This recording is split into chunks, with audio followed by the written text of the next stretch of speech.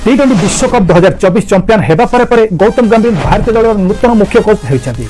तस जोगदेई से प्रथम थर पर टीम सह श्रीलंका गस्त करेंगे।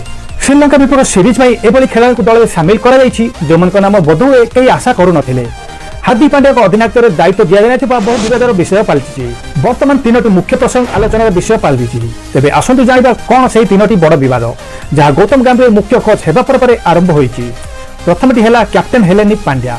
आईपीएल 2024 सीजन में खराब प्रदर्शन जो हार्दिक पांड्या को अनेक ट्रोल करा सत्य से टी20 विश्वकप 2024 में उत्कृष्ट प्रदर्शन कर टीम इंडिया को चैंपियन कराई।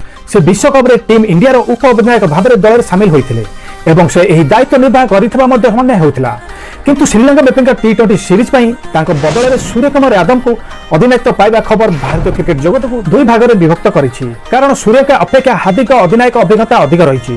छड़ा दुनिया सर्वश्रेष्ठ अलराउंडर मनाक मध्यरू अन्यतम होउछन्ति हार्दिक।